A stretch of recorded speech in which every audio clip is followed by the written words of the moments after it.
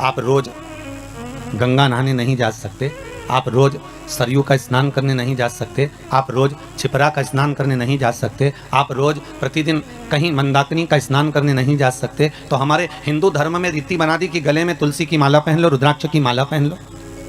तो क्या तुलसी और रुद्राक्ष पहनने से होगा क्या? तो हमारे यहाँ शास्त्र वर्णन करता है कि हम गले में जब तुलसी की माला धारण करते हैं, हम गले में जब रुद्राक्ष की माला धारण करते हैं, एक लोटा भरा हुआ पानी भी अगर हमने अपने शरीर पर डाला तो वो तुलसी और रुद्राक्ष से होकर जब इस श्री विग्रह पर, जब इस शरीर पर जाता है, वो पानी तुलसी का लगा हुआ, रुद्राक्ष का लगा हुआ जल जब इस शरीर पर जाएगा तो हमें गंगा, यमुना, सरयू, सरस्वती सबके स्नान का पुण्य एक साथ प्राप्त हो जाएगा। मात्र उस जल का स्पर्श हो जाने पर, तुलसी के जल का, रुद्राक्ष के जल का मात्र अपने ऊपर सींचन ही हो जाने पर वो फल की अनुभूति हो जाती है, वो फल प्राप्त हो जाता है।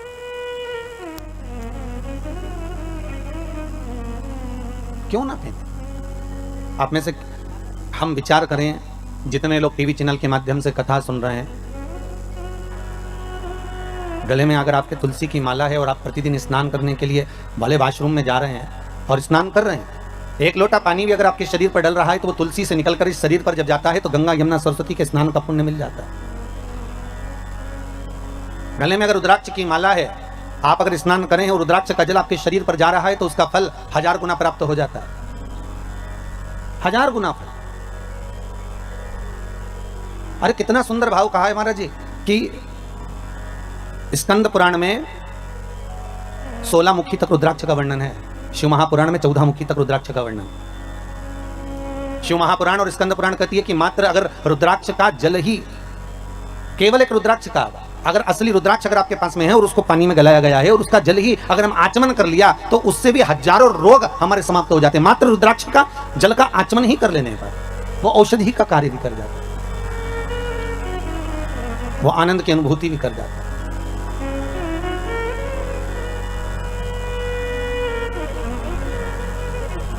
शिव पुराण कहती है, शिव महापुराण वर्णन करती है कि ब्रह्मदेव, भगवान ब्रह्मा भगवान शिव के पास जाकर कहते हैं कि अब इस सृष्टि का जो निर्माण है, इस सृष्टि का जो निर्माण मुझे करना है, उसमें संसार की जितने जीवों का हम निर्माण करेंगे, उन जीवों को जीवित रहने के लिए कुछ ना कुछ सुख हमें किसी के साथ जोड़ना पड़ेगा। और जब तक हम इन सुख को जोड़ेंगे नहीं तब तक वो जीवित नहीं। जैसे मछली को बनाया तो सबसे पहले जल से पूछा गया, हे जल नारायण आप बताओ, हम मछली बना रहे हैं, आप इसको साथ दोगे? आपको जीवित रखना पड़ेगा इसको। तो जल ने कहा क्यों नहीं, अगर ये मछली जब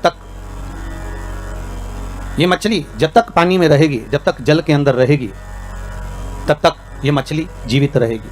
अगर ये जल में है, अगर ये जल में विराजमान, तब तक ये जीवित है। बस इससे निवेदन केवल इतना है कि ये मछली जल से दूर ना जाए। मेरा संग अगर इसके पास में है, मेरा साथ अगर इससे जुड़ा हुआ है, तो ये फिर मरने वाली नहीं है, ये पक्का। ठीक है, मछली से कहा आपको जल के अंदर रहना पड़ेगा, जल का संग मत छोड़ना, तो आप जीवित रहोगी। मछली ने कहा ठीक। फिर वृक्षों को देखा, क्योंकि 84 लाख योनियों में 20 लाख योनि तो ये वृक्ष पेड़ पौधों की है। इन वृक्षों को जाकर निवेदन करा कि अब आपका हम निर्माण कर रहे हैं, पर आपका निर्माण तो कर रहे हैं, पर आपको जीवित रहना है। तो पृथ्वी से कहा कि आप इन वृक्षों को जीवित रख सकती हो? पृथ्वी ने कहा क्यों नहीं। बस बात इतनी सी है, अगर वृक्षों को जीवित रहना पड़ेगा तो पृथ्वी कहती है मुझसे जुड़ा रहना पड़ेगा। अगर ये मुझसे जुड़ी रहेंगे तो इनको मैं जीवित रख दूंगा, ये मुझसे जुड़े रहे। और आप सब जानते हो, आप तो पांडकारा के इस गांव में निवास भी करते हो और अपनी प्रकृति को स्मरण भी आप करते हो, तो आप सबको ये मालूम भी होगा कि पृथ्वी से जब तक वृक्ष जुड़ा रहता है तब तक वो जीवित रहता है, और पृथ्वी से जैसे ही वृक्ष निकल जाता है, उसकी जड़ें छूट जाती है, वैसे ही वो भी वृक्ष सूख जाता है, उसका कोई महत्व नहीं रहता, फिर वो सूख जाता, उसका महत्व समाप्त हो गया। फिर मनुष्य बनाया, मानव का शरीर का निर्माण करा।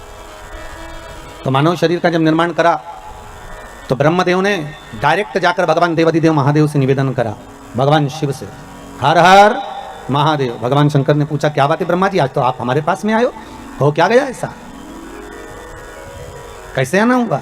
ब्रह्मा जी कहते हैं महाराज जी बस आने का कारण केवल इतना सा है कि अब हम मनुष्य का निर्माण कर रहे हैं, मानव शरीर का निर्माण कर रहे हैं, तो मानव शरीर को जीवित अगर रहना है, मानव शरीर को अगर मनुष्य शरीर को बनाए रखना है तो उसके निर्माण में आपकी जरूरत है। शंकर जी ने पूछा वो कैसे? शिव जी से ब्रह्मा जी ने कहा कि संसार को अगर श्वास प्रदान करने वाला है, संसार को अगर दुख का नाश करने वाला है, संसार को अगर जीवित रखने वाला है, संसार को अगर मनुष्य देह को स्थिर रखने वाला है तो वो देव महादेव है, वो शंकर है। तो आपसे निवेदन केवल इतना है कि हम मनुष्य का जब निर्माण करें तो हमारा भोलेनाथ, हमारा शंभु, हमारा शंकर, हमारा देवाधिदेव महादेव इनको जीवित रखने में संग प्रदान कर दे।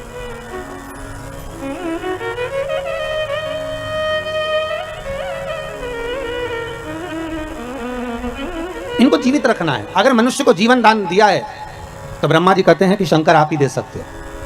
फिर वही वाली बात आ गई, महाराज जी बहुत ध्यान से सुनना।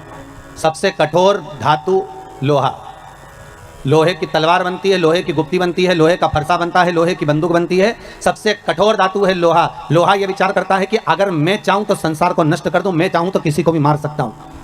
पर लोहे को जब अहंकार आ गया तो लोहे के सामने अग्नि आकर खड़ी हो गई और अग्नि ने कहा तो चिंता मत कर, तुझसे ज्यादा कठोर मैं हूं, मैं कभी भी तुझे गला सकती हूं। और लोहे को अग्नि गला देती है। फिर एक दिन अग्नि को भी अहंकार आ गया और अग्नि ने विचार करा कि मैं इतनी प्रबल हूं कि सब जगह पर आग लगा सकती हूं, सबको नष्ट कर सकती हूं। तो वहीं आकर पानी खड़ा हो गया। पानी ने कहा घबरा मती, तुझसे ज्यादा कठोर मैं हूं। एक लोटा पानी डाला ना, ठंडा कर दिया। अब पानी को अहंकार आ गया।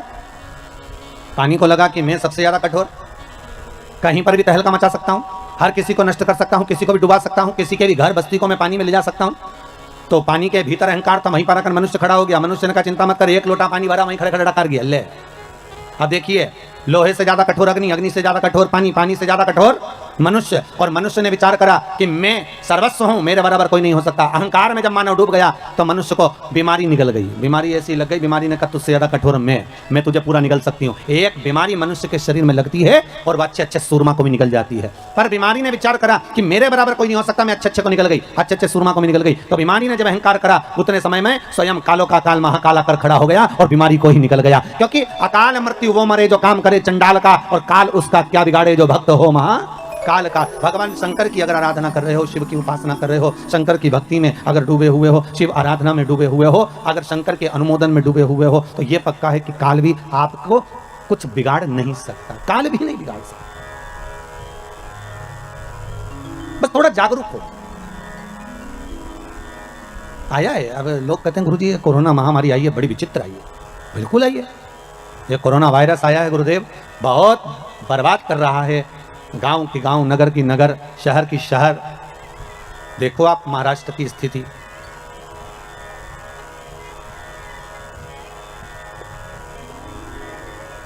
मध्य प्रदेश क्या, यूपी क्या, हरियाणा क्या, पंजाब क्या, बंगाल क्या, असम क्या, गुजरात क्या, स्थिति देखिए कितनी विचित्र। इतनी कोरोना महामारी फैली हुई है गुरुदेव, भय सा लगने लगा है। ऐसा लग रहा है कि ये मौत का एक जाल बिछा दिया गया है। पर शंकर की कथा कर रही है जैसे तुलसीदास जी महाराज ने चौपाई लिखी कि सिया राम मैं सब जग जानी, करो प्रणाम जोर जुग पानी। और तुलसीदास जी एक जगह जाने लगे, एक छोटा सा बच्चा दौड़ कर आया और दौड़ कर आकर कहता बाबा उधर मत जाना, बिल्कुल मत जाना उधर। तो तुलसीदास जी ने पूछा क्यों? बाबा उधर से एक बेल आ रहा है और वो आपको मार देगा, उधर मत जाना। छोटा बच्चा दौड़ कर आकर कहता है बाबा उधर मत जाइए, बाबा उधर मत पहुंचे। तुलसीदास जी ने कहा बेटा तू मुझे जानता नहीं है, तुझे ये मालूम नहीं है क्या कि मैंने चौपाई लिखी है कि सिया राम मैं सब जग जानी, करो प्रणाम जोर जुग पानी। क्या तुझे ये मालूम नहीं है कि मैंने इस संपूर्ण संसार में, ब्रह्मांड में, विश्व में भगवान का दर्शन करा है, राम को देखा है, हर जगह पर मैं राम का दीदार करता हूं। तो अगर बेल मुझे मारने आएगा तो उसमें भी तो राम ही होगा, तो बेल मुझे मार नहीं सकता बेटा।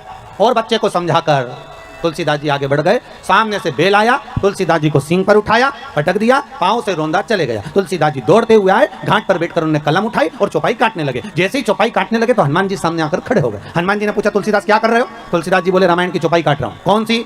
सिया राम मैं सब जगह जानी, मैंने सब में राम देखा, हर एक में मैंने राम का दर्शन करा, इसलिए उस चौपाई को मैं काट रहा हूं। क्यों काट रहे हो? कि जब मैंने सब जगह राम को देखा, बेल में भी राम देखा, तो बेल ने मुझे क्यों मारा? हनुमान जी बोले, रे तुलसीदास, तूने बेल में राम को देखा और वो बच्चा बोलने आया था कि उधर मत जा, तो उसमें राम नहीं देखा? राम तो उसमें भी था ना। जब बच्चा बोलने के लिए आ रहा है कि उधर ना जाइए, तो क्यों जा रहे हो? कई लोग कहते हैं भगवान नहीं आ रहा बचाने के लिए, क्या शंकर नहीं आ रहा बचाने के लिए? कई लोग कहते हैं भगवान गुरुदेव, तुम्हारा शिव कहां गया, तुम्हारा भगवान कहां गया, तुम्हारा प्रभु कहां गया, कहां गए वो राम और कृष्ण, कहां गए शंकर, कहां गए वो देवता? हम कहते हैं कि बार बार आकर कभी प्रधानमंत्री जी, कभी मुख्यमंत्री जी, कभी कलेक्टर, कभी डीएसपी, कभी एसडीएम, कभी डॉक्टर, कभी पुलिस वाले बार बार तुम्हारे सामने आकर कह रहे हैं कि मुंह पर मास्क लगाओ, सैनिटाइज का प्रयोग करो, हाथ को बार बार धो, सोशल डिस्टेंसिंग बना कर रखो। तो भगवान का ही तो रूप रखकर आकर बोल रहे हैं कि मत आप बाहर निकलो। उसके बाद भी तुम सारा नियम तोड़कर वही तुलसीदास जी जैसे कि बेल के सामने चले जा रहे हो, उस कोरोना महामारी में चले जा रहे हो, तो भगवान क्या करेगा? तुम खुद ही आगे बढ़कर ये कार्य करोगे और बाद में भगवान को दोष दो, तो भगवान को दोष क्यों लगे? क्यों लगे दोष? किस लिए? बस निवेदन इतना है, भय मत खाइए, भय मत खाओ। कमाने के लिए जिंदगी पड़ी हुई है, पूरा जीवन कमाने के लिए रहा है, और खूब कमाओगे, फैक्ट्रियां भी 4 लगा लोगे, दुकान भी खोल लोगे, जायदाद भी बढ़ा लोगे, सब हो जाएगा। पर कब होगा? जब ये शरीर रहेगा तब। मालूम पड़े कि तुम बाहर निकले और कोई वायरस तुमको लग गया, तो तुम कमाने के चक्कर में भूल गए कि कोई वायरस से नहीं लगाया, मास्क नहीं लगाई, दूरी तुमने प्रयोग ही नहीं करा बार बार हाथ धोने का, और वायरस लग गया, तो विचार करो फिर कमाने का मौका मिलेगा क्या? फिर क्या ऊपर जाके कमाओगे? इसलिए इस शरीर का मोल तत्व समझो, हीरा को परखियो राम कोई नहीं रहे। इस शरीर के मोल तत्व को हमें समझना है, भय नहीं खाना है, हमें डरना नहीं है। शिव का अनुमोदन करो, शंकर का स्मरण करो। और जो भय खा रहे हैं, जिनको लग रहा है कितना सुंदर कहा महाराज, एक सुंदर एक व्हाट्सएप पर एक न्यूज थी कि आधे से ज्यादा लोग वायरस के उस लगने पर बीमार हुए वो अपनी जगह पर हैं, पर दुनिया के लोग जो मर रहे हैं वो टेंशन में मरे जा रहे हैं कि ये हम अब होगा क्या, अब होगा क्या। अरे भगवान के भरोसे छोड़कर भगवान शिव का गुणगान करो, स्मरण करो। किसी बच्चे ने एक बहुत सुंदर मैसेज किया है सीहोर, उस मैसेज को भेजा गया, समीर जी ने यहाँ भेजा है कि गुरुदेव से कहना कि शिव महापुराण की लगातार देते रहें, जिससे सारे हमारे मोहल्ले के लोगों का मन अब कोरोना महामारी की ओर से हटकर भगवान की कथा में लग जाता है, तो थोड़ी देर चैन की नींद आ जाती है। नहीं तो रोज वही की वही कथा, वही की वही कोरोना कोरोना चलता रहता है। तो इससे जागरूकता बने, आप जागो, मौका मिल रहा है स्मरण करने का। भय ना खाइए, डरिए ना, बस थोड़ा सा व्यवस्था बनाकर चलो। जपते रहो श्री शिवाय नमस्तुभ्यम, जम के बोलिए श्री शिवाय नमस्तुभ्यम। फिर एक बार बोलिए श्री शिवाय नमस्तुभ्यम। ये शंकर का मूल मंत्र है, या ओम नमः शिवाय जब ये पंचाक्षर मंत्र है, या मर्जी पड़े आपकी तो महामृत्युंजय का अनुष्ठान कर लीजिए, स्मरण कर लीजिए, पर कहीं मत जाओ, अपने घर में बैठकर भगवत स्मरण में डूबे। शिव कथा कह ब्रह्मा जी कर रहे हैं भगवान शंकर से, शिव से निवेदन कर रहे हैं, हे भोलेनाथ, हे शंभु, संसार के लोगों को आपको जीवित रखना है, संसार के लोगों को आपको जीवित रखना है भोलेनाथ। शिव जी ने कहा ठीक है, अगर आप कह रहे हो कि संसार के लोगों को मुझे रखना है तो मना नहीं है। पृथ्वी से कहा वृक्षों को आप जीवित रखना, जल से कहा मछली को आप जीवित रखना, जल ने कहा मछली मेरा संग रहेगी तो जीवित रहेगी, पृथ्वी कहती है वृक्ष मेरा साथ रहेंगे तो जीवित रहेंगे। शंकर जी कहते हैं संसार का मनुष्य मेरा भजन करता रहेगा तो जीवित रहेगा, अगर मुझसे वंचित हो गया, छूट गया तो उसकी कोई जवाबदारी, उसकी कोई गारंटी नहीं। वंचित अगर है तो उसका कोई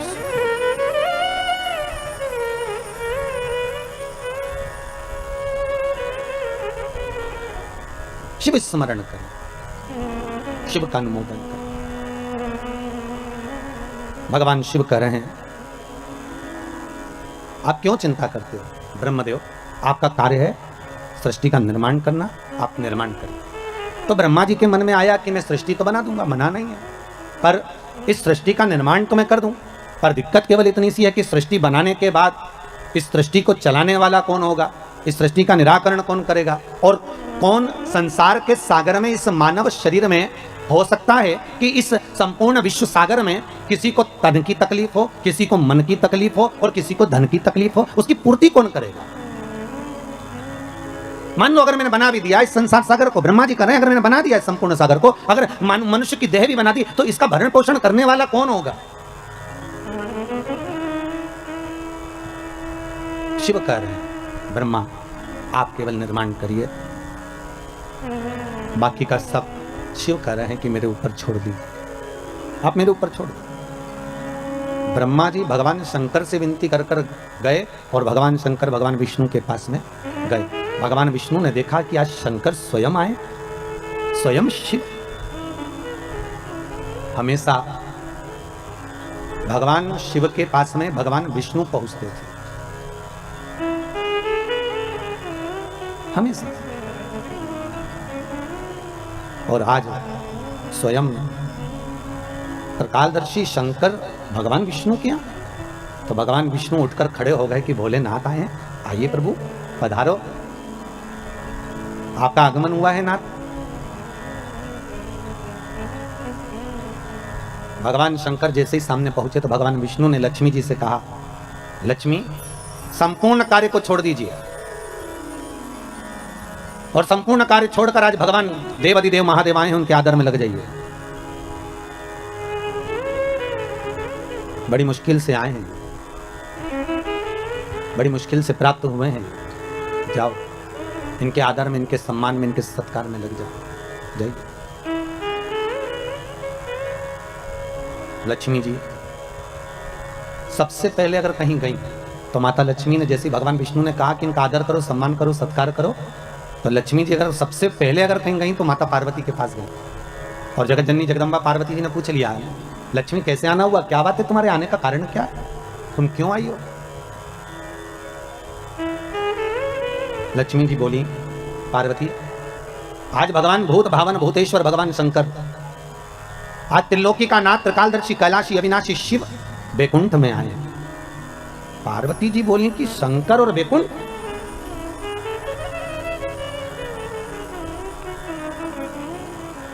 क्या चाहती हो? लक्ष्मी जी बोली, बस चाहना क्या है, आपसे निवेदन केवल इतना है कि आप ऐसा कोई उपाय बता दो जिससे शंकर जी प्रसन्न हो जाएं, और मैं उनका आदर करना चाहती हूँ, सम्मान करना चाहती हूँ, सत्कार करना चाहती हूँ, शंकर को रिझाऊं कैसे मैं, बस इतना बता दो और कुछ नहीं। मैं भूत भावन भूतेश्वर को रिझाऊं कैसे, मैं शंकर जी को मनाऊं कैसे, बस इतना बता।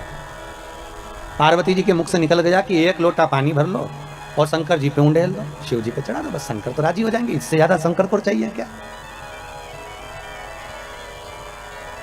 अब लक्ष्मी जी ने बड़े मन से पार्वती से कहा कि शंकर को पानी तो चढ़ा दूंगी मैं, पर एक निवेदन करूं मैं कि शिव को कौन सा जल प्रिय लगता है, हम शंकर को कौन सा जल चढ़ाने कि शंकर प्रसन्न हो जाए। पार्वती तुम्हारे घर में अगर कोई अच्छा जल रखा हो ना तो एक पात्र भरकर हमको दे दीजिए, तो हम शिव जी को चढ़ा देंगे। और शिव महापुराण की कथा बार बार कहती है कि मंदिर जाओ तो मंदिर का लोटा उठाकर मंदिर का ही पानी भरकर मंदिर के ही शंकर को मत चढ़ाओ। शिव महापुराण कहती है अगर शंकर को जल चढ़ाना है तो अपने घर का जल लेकर। किसके घर का जल? अपने घर का, दूसरी जगह का नहीं। आपके द्वारा लाया गया, आपके द्वारा लेकर गया हुआ जल। अब पार्वती जी से लक्ष्मी जी ने एक लोटा पानी मांग लिया और वो जल ले जाकर लक्ष्मी जी जैसे ही पहुंची बैकुंठ में, भगवान शंकर को देखा, शंकर जी को देखकर लक्ष्मी जी ने एक लोटा पानी शिव जी पे डाल दिया। शंकर भगवान, अब अभी तो भगवान विष्णु को बोलना था हर हर महादेव, शंकर भगवान खुद बोल दिया हर हर महादेव। तो जैसे ही बोले हर हर महादेव तो भगवान विष्णु समझ गए जरूर कुछ गड़बड़ हो गई हो। तो भगवान विष्णु ने पूछ लिया भोलेनाथ जी से, प्रभु क्या बात है, आप हर हर महादेव बोल दिए। शंकर भगवान बोले कि बताओ पानी भी हमारे घर का लेके आइए, चढ़ा रही है वो पानी भी हमारे घर का।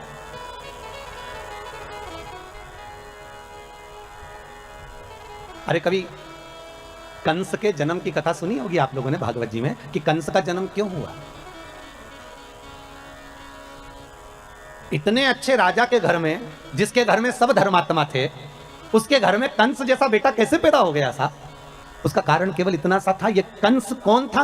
पूर्व समय में कुबेर के दरवाजे का द्वारपाल। और कुबेर क्या करता था कि रोज इस द्वारपाल से कहता था कि मैं शंकर जी की पूजन करने जा रहा हूं, तो मुझे फूल ला कर दे दे। और ये द्वारपाल जाता था और बगीचे में जाकर और फूल तोड़ के ले आता था और फूल तोड़ के लाता और कुबेर को दे देता। कुबेर जी शंकर जी को चढ़ा देते।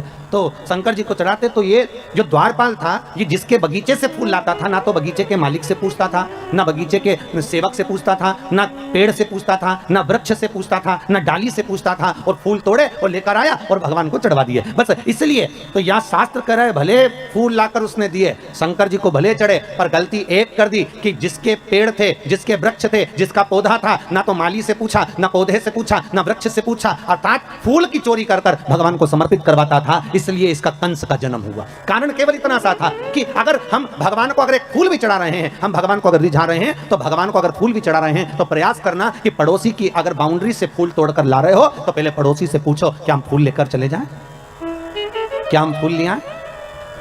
बघेल परिवार से भी निवेदन है, ध्यान रखना 7 दिन कथा चले, बेलपत्री भी अगर तोड़ कर ला रहे हो तो पहले जिसके घर में पेड़ लगा है उससे पूछो कि हमें ये बेलपत्री ले जाएं, हमें शिव पुराण पर चढ़ाना है, हम क्या फूल तोड़ लें, हमें पूजन के लिए चाहिए माता रानी के लिए, या शंकर जी की पूजन के लिए चाहिए, हम दुर्वा तोड़ लें, या तो अपने बगीचे में लगा हो, अपने खेत में लगा हो, अपने गार्डन में लगा हो, अपने फार्म हाउस पर लगा हो तो तुम प्रेम से तोड़ लो, कोई मना नहीं, क्योंकि वो तुम्हारा है। पर अगर किसी दूसरे के यहाँ से लेकर आ रहे हो तो पहले हमें पूछना पड़ेगा कि हम आपकी ये वस्तु लेकर चले जाएं।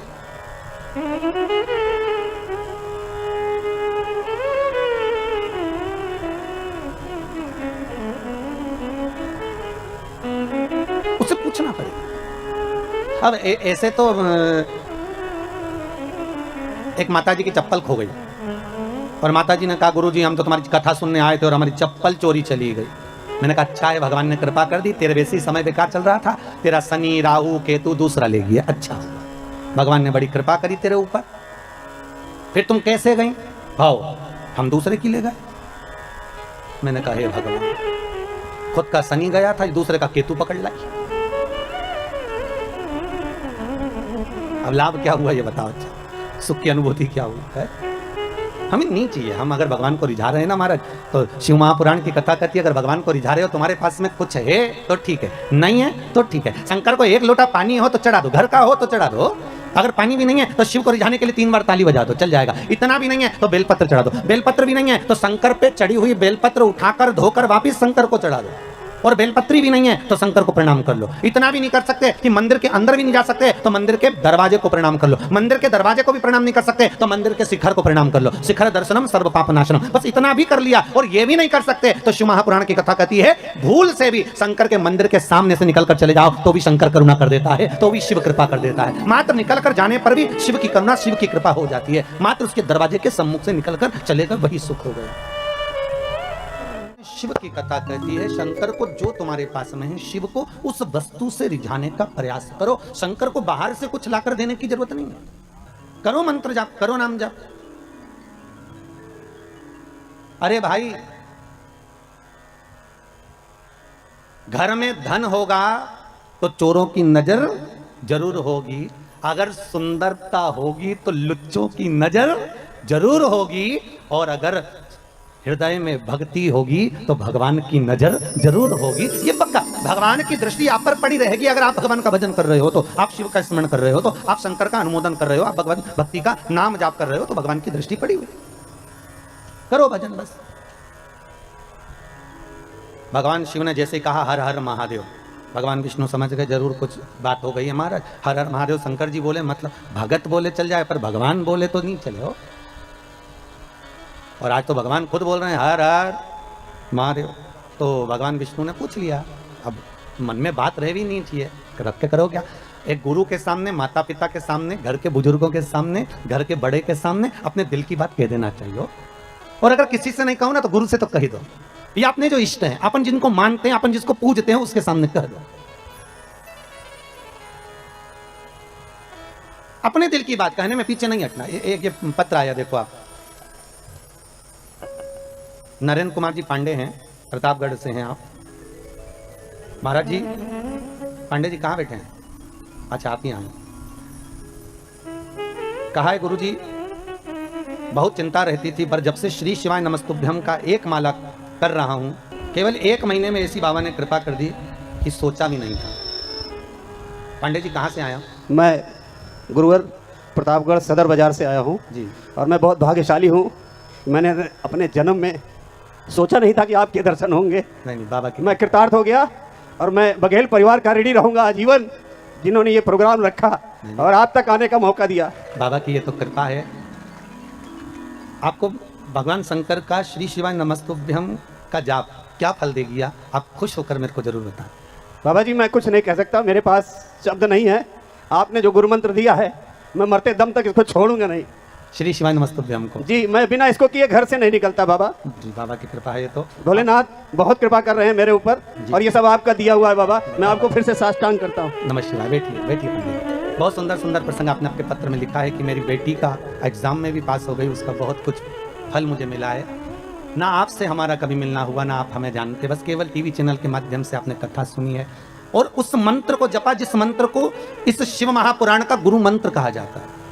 भागवत का मूल मंत्र है ओम नमो भगवते वासुदेवाय और शिव महापुराण का मूल मंत्र है श्री शिवाय नमस्तुभ्यम। हम बार बार लोगों से कहते हैं अगर दुख आया है ना, तकलीफ आई है ना, कष्ट आया, माना ये कोरोना जैसा वायरस आ गया, कई लोगों के प्राण छूटे जा रहे हैं, उनसे निवेदन है इस मंत्र को मत छोड़ो, आप जपते रहो साहब, आप जपते रहिए। आप जितना स्मरण करोगे इस मंत्र का, अरे विचार करो, राजा श्वेत के प्राण लेने के लिए यमराजा गया और राजा श्वेत को नहीं मालूम कि मेरी मृत्यु अभी लिखी है। 21,600 श्वास में से कौन सी श्वास आखिरी है, ये किसको मालूम है साहब, किसको मालूम? कौन सा दान, कौन सा पुण्य, कौन सा भजन, कौन सा संकीर्तन, कौन सा मंत्र जाप हमारे कब काम आ जाए, ये किसी को नहीं मालूम। एक राजा के मन में आया कि मैं राजा हूं, पर मुझे ये नहीं मालूम कि मरने के बाद होता क्या है, मेरे को जानना है कि मरने के बाद क्या होता है। तो राजा ने अपने मंत्रियों को बुलाया कि तुम मरो और हमें खबर दो। तो मंत्री ने सोचा बताओ मर जाएंगे तो खबर कौन देगा, नहीं हमें मालूम करना है कि मरने के बाद क्या होता है, हमें तो उसकी खबर चाहिए। अब नगर में एक बहुत कंजूस व्यक्ति रहता था, उसने सोचा पैसा खूब मिलेगा, राजा बोल रहा है मुंह मांगा धन दिया जाएगा जो ये बता दे कि कब्र के अंदर मरने के बाद क्या होता है, अंदर कब्र के अंदर मरने के बाद क्या होता है। तो उस कंजूस ने सोचा एक काम करते हैं, पैसे के चक्कर में पैसा तो मिल जाएगा ना, एक काम करते राजा से कह देते हैं कि मुझे कब्र में दफना दो, जैसे एक मुर्दे को लेकर जाते हैं वैसा मुझे लेकर जाओ और कब्र के अंदर मुझे दबा, ठीक है, फिर मैं आपको 7-8 दिन बाद बता दूंगा कि अंदर हुआ क्या, बस थोड़ी सी सरंग छोड़ देना, उसमें से हवा अंदर आती रहे, मैं फिर 10 दिन बाद बता दूँ, ठीक। राजा ने कहा कर दो। कंजूस ने सोचा मुंह मांगा धन मिलेगा। इतने में कंजूस जैसे ही जाने लगा तो एक व्यक्ति उसके सामने कटोरा लेकर खड़ा हो गया, भैया कुछ दे दे, भूख लगी है भैया कुछ दे दे। अब ये कंजूस तो कंजूस, अठन्नी नहीं दे किसी को, इतना बड़ा कंजूस, वो पीछा पकड़ लिया, उसने पांव पकड़ लिया, भैया 1 रुपया दे दे रे भैया, कुछ दे दे भैया, चवन्नी दे दे, भूख लग रही है भैया, भोजन दे दे। इसको गुस्सा आई, इसने कचरा पड़ा था, बहुत सारी पेड़ की पत्तियां पड़ी थी, सूखी पत्तियां, इसने उठा के उसके कटोरे में डाल दी, ले खा ले, और गुस्से में डाल कर ये चला गया। और इसको लोग बांध बुंदा के ले गए, कब्र में दफना दिया, अंदर एक पाइप डाल दिया और उस पाइप में से बस इसको श्वास लेने के लिए छोड़ दिया। अब सब छोड़ छुड़ा के इसको दबा के चले गए। अब दबा के चले गए, एक दिन तो निकल गया, दूसरे दिन जो पाइप दिया था उसमें सांप घुसने लगा। अब जैसे सांप घुसने लगा बापड़े के प्राण छूटने लगे। भगवान पैसे के चक्कर में अच्छे मारे दादा, अब मर जाएंगे तो राजा को बताने कैसे आएंगे, और बताएंगे नहीं तो रुपया कैसे मिलेगा। अब सांप अंदर घुसे, इसके प्राण छूटे। फिर सांप अंदर जाए, इसने देखा कि सांप अंदर क्यों नहीं आ पा रहा, तो इसने देखा कि कुछ कचरा सांप को रोक रहा है। सांप अंदर आ रहा और कचरा बीच में अड़ रहा, सांप फिर आ रहा, कचरा फिर अड़ रहा। 7 दिन तक ये देखता रहा कि वो कचरा सांप को अंदर नहीं आने दिया। 7 दिन बाद इसको निकाला गया, राजा के सामने खड़ा किया गया। राजा ने पूछा बताओ क्या होता है कब्र में मरने के बाद। तो उस कंजूस ने कहा बस यही होता है कि जो हमने दान किया होता है वो हमारे आड़े आकर खड़ा हो जाता है। मैंने कचरा दान दिया था तो सांप को कचरे ने ही रोक दिया है।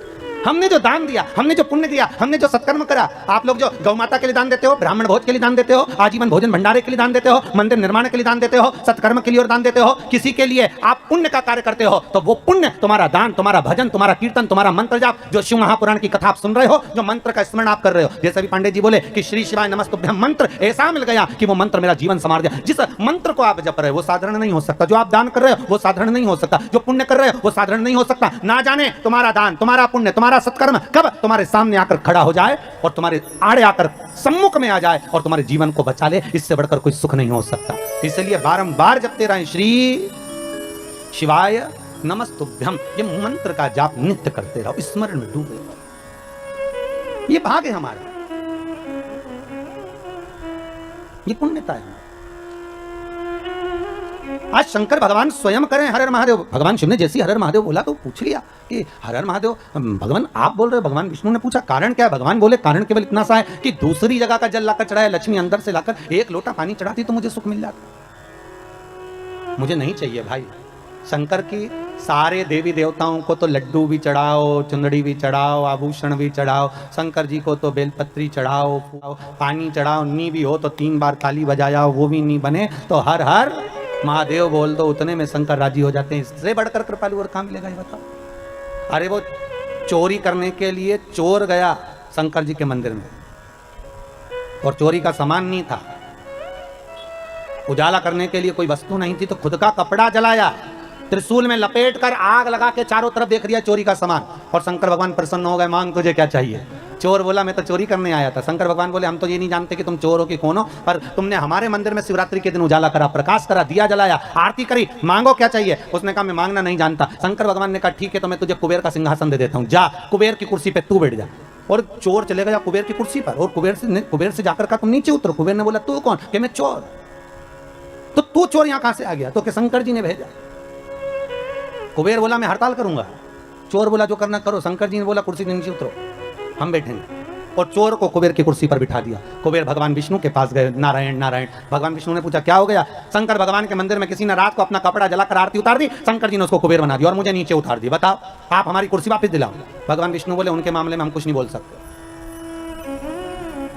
उनके मामले में हम नहीं बोलेंगे। क्यों?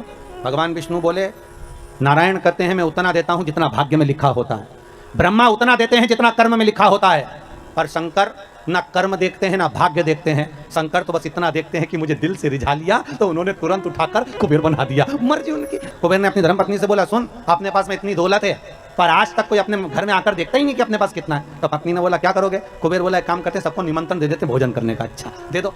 सारे देवी देवताओं के घर में निमंत्रण दिया है, सिगरी निमंत्रण। सिगरी निमंत्रण मतलब तुम्हारे यहाँ चूल्हा मत जलाना। सा परिवार भगवान विष्णु सा परिवार, ब्रह्मा सा परिवार, इंद्र सा परिवार, वायुदेव जलदेव सब सा परिवार, और सबको निमंत्रण दिया पर शंकर भगवान को भूल गया। जिसने कुबेर का पद दिया था उसी को भूल गया। नारद जी ने आकर कहा कुबेर जी शंकर जी को बुलाया, भूल गए, अब जाओ बुलाने। शंकर जी आ जाएंगे? अब जाएंगे तो जाओ जाओ बोलो निमंत्रण तो दो। दौड़ कर गया, हर हर महादेव। शिव जी ने पूछा क्या बात है कुबेर? कुबेर बोले महाराज जी हम सबको निमंत्रण दिया थे, तुम्हें भूल गए थे। फिर नारद जी ने कहा तब हम आए। अब बताओ किसी को निमंत्रण देने जाओ तो ऐसा बोलना चाहिए?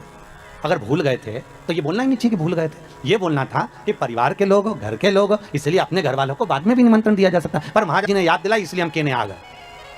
अब बुरा लगेगा कि नहीं लगेगा? अरे बोलो तो, वो तो शंकर जी थे। पांडे तारा की माता होती तो पहले कहते थे, हमको तो बहुत बुरा लगा भैया, बताओ इतनी बाद में बुलाया हम। अरे बुरा लगेगा कि नहीं लगेगा? अगर कोई तुमसे कहे कि हम तो बस भूल गए थे और तुमको बाद में बुलाने के लिए आ गए, अच्छा नहीं लगेगा।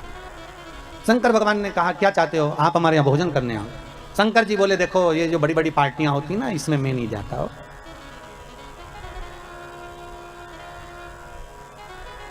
आप में से कितने लोग हैं जिनके घर में शादी होती होगी तो शमशान में पत्रिका देने जाते होगे? अरे बोलो तो, कोई जाता है शमशान में पत्रिका देने के लिए? नहीं। शंकर जी बोले भैया इतनी बड़ी बड़ी पार्टियां मैं अटेंड नहीं करता, मैं इतने बड़े बड़े फंक्शन, तो तुम्हारे यहाँ हमारे यहाँ किसको भेजोगे? शंकर भगवान बोले एक काम करेंगे गणेश जी को भेज देंगे। इतने में कुबेर बोला इतना सा गणेश क्या खाएगा? शंकर जी ने मन में सोचा खाएगा तो तुझे ही मालूम पड़ जाएगा, अभी तूने देखा क्या। इतना सा गणेश हमारे यहाँ क्या खाएगा? फिर भी अब आप बोल रहे हो तो भेज देना, ठीक है हो कोई बात नहीं। इतने में कार्तिकेय ने जाकर माता पार्वती जी से कह दिया माँ पिताजी ने बताओ भोजन करने के लिए गणेश जी को भेज रहे हैं, घर का बड़ा बेटा मैं हूं तो मुझे भेजना चाहिए ना। पार्वती जी ने शिव जी से पूछा आपने कार्तिक को क्यों नहीं भेजा? शंकर भगवान बोले पार्वती तू नहीं जानती कि किसको कहाँ भेजना है। जब एक ही तारीख की 2-4 शादियां होती है तो किसको कहाँ भेजना है ये घर की अम्मा बोलती है कि बेटा वहाँ चले जाना, बड़ा छोरा वहाँ चले जाना, बड़ी बहू वहाँ चले जाना, छोटा बहू छोटा छोरा वहाँ चले जाना। तो वो घर की जो माँ होती है पिता होता है ना वो भेजते हैं, ठीक है। तो शंकर जी ने बोला मेरी मर्जी में क्यों भेज रहा हूँ। जैसे ही गणेश जी आए शंकर जी ने कहा गणेश हाँ पिताजी कुबेर के यहाँ भोजन करने जाना है। गणेश जी बोले मुझे मालूम था इसलिए 1 हफ्ते से कुछ नहीं खाया है, 1 हफ्ते से नहीं खाया। शंकर जी मन में सोचे औलाद तो हमारी जब जाने की कहीं खुशी होती है ना तो लोगों को भूख नहीं लगती है। गणेश जी ने भी छोड़ दिया था खाना, और जैसे ही शाम को 7 बजे निमंत्रण चालू होना था, गणेश जी पहुंच गए 4 बजे। कितनी बजे पहुंचे? 4 बजे। और जाते सी आवाज लगाए, कुबेर भैया, ओ कुबेर भैया। अब कुबेर जी तो नहीं आए, कुबेर जी की पत्नी आ गई। क्या बात है? गणेश जी बोले भोजन करने आए। अच्छा। कुबेर जी की पत्नी ने कुबेर जी से कहा कि गणेश जी भोजन करने आए, तो कुबेर जी बोले अभी काय को आ गए? 4 बजे से 7 बजे भोजन है, क्या करेंगे अभी से? तो हमें नहीं मालूम, पर तुम वो अभी से आ गए। तो कुबेर जी बोले एक काम करो कि जितने लोग जिम के जाते जाए उनको जिमा दो और जाने दो, उनको खिलाओ और जाने दो, उनको खिला दो, खिला दिया जाए उनको। ठीक है। गणेश जी के लिए एक चौकी लगाई और चौकी पर श्री गणेश जी महाराज को बिठा दिया। चौकी पर गणेश जी को बिठा, और जैसे ही चौकी पर गणेश जी को बिठाया, गणेश जी से कहा खाओ, थाली लाकर रख दी, भोजन करना प्रारंभ करो। अब गणेश जी ने करना प्रारंभ किया तो गणेश जी कुबेर जी से पूछे भैया खाएं? हाँ खाइए। भाभी जी खाएं? हाँ हाँ खाइए। और गणेश जी ने जो खाना चालू करा, 33 कोटि देवताओं का भोजन 15 मिनट में निपटा गया। 15 सब खा गया सारा। कुबेर जी की पत्नी दौड़ते हुए कुबेर जी के पास पहुंची। प्रभु प्रभु। कुबेर जी ने पूछा क्या हुआ? गणेश जी को क्या हुआ? नहीं वो उसको कुछ नहीं होने वाला, वो तो खाने में लगा है, भोजन सब समाप्त हो गया, सूखा सामान रखिया। कुबेर के भंडार में जितना भंडार भरा था सारा की सारा ले जाके रख दिया, सब खा गया। 20 मिनट में तो सब समाप्त। और आवाज लगा के बोल रहे भाभी ले आओ। भाभी मन में सोचे चूल्हा में जा काला, अब लाए तो क्या लाए, कितना खिलाए। चूल्हे पे बना बना कर थक गए, पर खाना बंद नहीं कर रहा। बढ़िया आफत हो। भाभी ले आओ। भाभी दौड़ कर गई कुबेर जी के पास। कुबेर जी ने पूछा क्यों क्यों घबरा क्यों रही है, हुआ क्या ये तो बता। बस वो मांग रहा है, सब समाप्त हो गया। देव ऋषि नारद आकर बोले श्रीमन नारायण क्या हो गया? नारद जी जैसे ही बोले तो कुबेर जी बोले तुम्हारे कारण हुआ है, हम जा ही नहीं रहे थे निमंत्रण देने, और निमंत्रण देने चले गए तो उन्होंने अपने बेटे को भेज दिया, और बेटा खाने में ऐसा जुटा है उठने का नाम ही नहीं ले रहा। इतने में नारद जी बोले पिताजी के पास वापस चले जा। शंकर जी के पास कुबेर जी जाकर बोले प्रभु सब खा गया वो गणेश, सब खा गया, कृपा कर दो। शंकर भगवान ने एक दुर्वा तोड़ी और दुर्वा तोड़कर तुरंत कुबेर जी को दी, और कुबेर जी को देकर कहा ये गणेश जी को दे देना, ठीक है ले जा। अब कुबेर जी ने मन में सोचा खाया इतना सारा है तो एक दुबा से क्या होगा। कुबेर जी और दुबा तोड़ लिया तो दुबा का बंडल बना के ले गए और गणेश जी को दिया, और गणेश जी से कहा लो, पिताजी ने भेजा। और जैसे ही गणेश जी ने दुबा ली और मुख में सूंड में रखी, और रखने के बाद गणेश जी खड़े होकर पेट पे हाथ फेर के बोले कल का टाइम और बता दो। कुबेर जी हाथ जोड़कर बोले जब तक कोई बुलाए नहीं तो जाना ही मत। उस दिन से गणेश जी का नियम है कि गणेश जी को लोग विराजमान भी करते हैं और गणेश जी को लोग विसर्जन भी करते हैं। विराजमान भी कर रहे हैं और विसर्जन भी। अहंकार आ जाता है व्यक्ति को, कभी कभी अभिमत्ता चरम तक पहुंच जाता है। समझो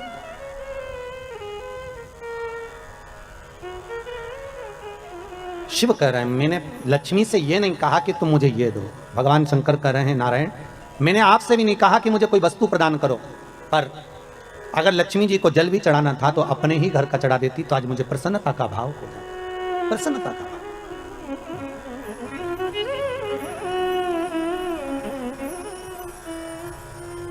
ब्रह्मदेव के कहने पर भगवान शंकर भगवान विष्णु के यहाँ गए।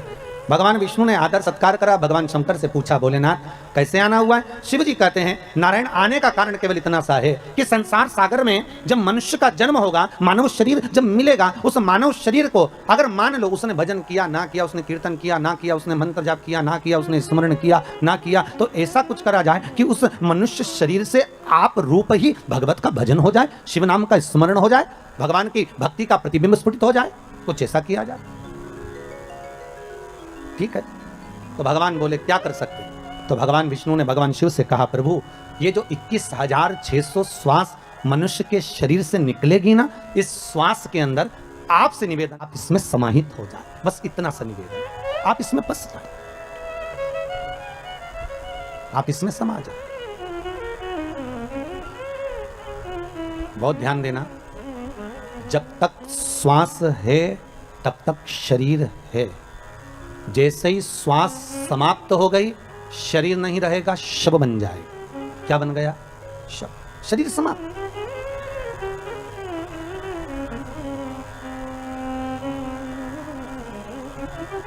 फिर वो शरीर नहीं रहा है, वो केवल एक शव बन गया, उसका मूल तत्व समाप्त हो गया।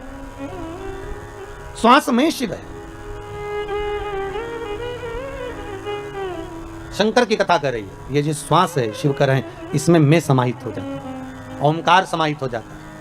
इसलिए बार बार आपको फिर निवेदन कर रहे हैं कि देखिए, परमात्मा को हर बार धन्यवाद देना ना भूले, हर क्षण में, हर पल में उस परमात्मा को धन्यवाद देते रहो।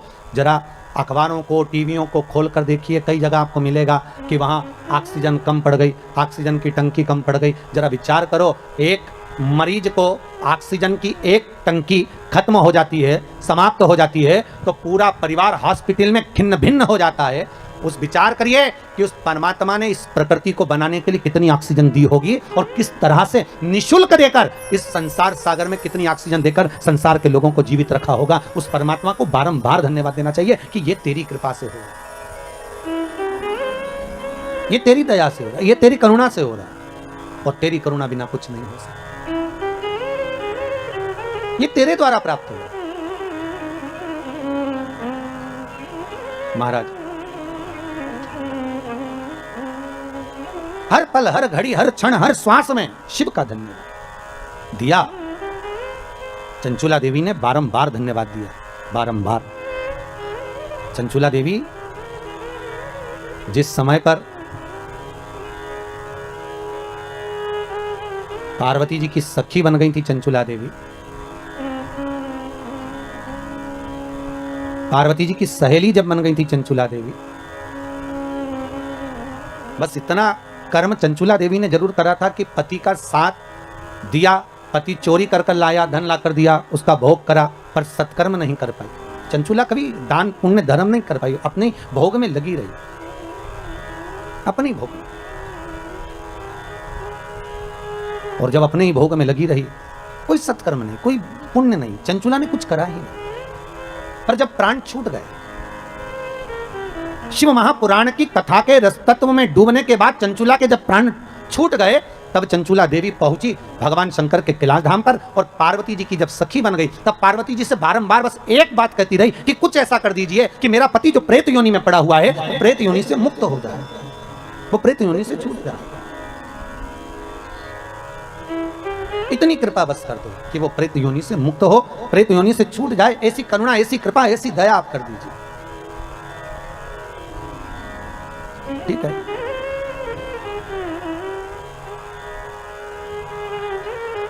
माता पार्वती जी ने चंचुला देवी से कहा था कि तुम जाओ और जाकर देवऋषि नारद से कहो कि हमको हमारे पति के मोक्ष हेतु, उद्धार हेतु शिव महापुराण की कथा श्रवण करा दो, शंकर की कथा।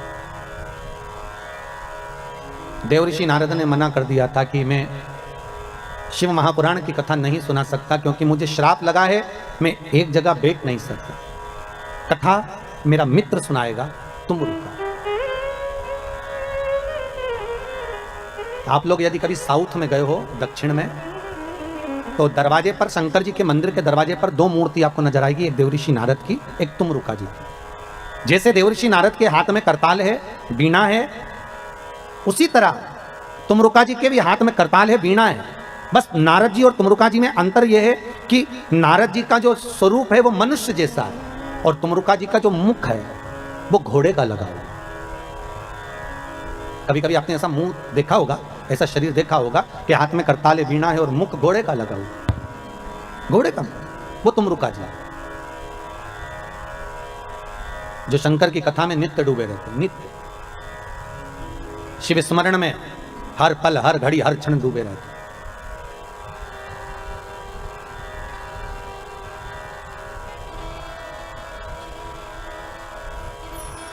तुमरुका जी से निवेदन करा पार्वती माता चंचुला देवी ने कि आप शिव महापुराण की कथा सुना दो। ठीक है, हम सुना देते हैं, पर बात केवल इतनी सी है कि आप हो वेदव्य, और शिव महापुराण की कथा का जजमान जो होना चाहिए वो अखंड सौभाग्यवती नारी अपने पति के साथ बैठकर शिव महापुराण की पूजन करे, बस इतना ही तो चाहिए। तो चंचुला देवी के मुख से निकल गया, तुमरुका जी ये बताओ, क्या कोई वेदव्य नारी शिव महापुराण की कथा नहीं करवा सकती क्या? क्यों नहीं करवा सकती? करवा सकती, बस करना एक पड़ेगा। क्या कि जिस समय शंकर की पूजन हो, शिव महापुराण विराजमान हो, शंकर का अनुमोदन हो, उस समय पर जोड़े की जरूरत पड़ेगी। तो वेदव्य नारी भगवान शंकर से यह प्रार्थना करे कि मैं शिव की कथा को जब सुन लूं तो भोलेनाथ ऐसी कृपा करना कि मेरे प्राण अगर जाएं तो पति के लोक में जाएं और आने वाले समय में मैं कभी बेधव्य ना हूं, अखंड सौभाग्य लेकर जाऊं, ऐसी कृपा करना। अखंड सौभाग्य लेकर। आज हिंदू धर्म में चैत्र के महीने की ये सिंधारा दूज है। आज नवरात्रे की चैत्री नवरात्रे में जो दूज होती है इसको सिंधारा दूज कहते हैं। कौन सी दूज कहते हैं? जम के बोलिए। सिंधारा दूज। सिंधारा दूज का मतलब ये होता है कि कल है तीज, जिसको हमारे यहाँ गणगौर तीज कहते हैं। शंकर और पार्वती 16 दिन तक तैयार हुए थे और तैयार होने के बाद शिव और पार्वती शिव महापुराण के यजमान बनकर जा रहे थे। तो कल का दिन है वो। कौन सा दिन है कल का? गणगौर तीज का दिन, कल का दिन। चैत्र के महीने में जो शुक्ल पक्ष की तीज आती है, वो चैत्री नवरात्रे में जो तीज की तिथि होती है, उस दिन शंकर और पार्वती शिव महापुराण के यजमान बनकर कथा सुनने के लिए गए थे। 16 दिन तक पार्वती और शंकर का श्रृंगार होता है। उसमें से आज का दिन सिंधारा दूज का होता है। क्यों सिंधारा दूज कहते हैं? सिंधारा दूज का मतलब क्या है? क्यों हिंदू धर्म में सिंधारा दूज मनाई जाती है? किस लिए? आज पूरे भारत की भूमि पर कई माताएं हाथ में मेहंदियां लगाती हैं, चूड़ियां पहनती हैं, सुंदर चुनरी पहनती हैं, माँ ब्रह्मचारिणी का पूजन करती हैं, माता का आराधना करती हैं। सिंधारा दूज, उसका कारण केवल इतना सा है। सिंधारा दूज का मतलब यह होता है कि चंचुला देवी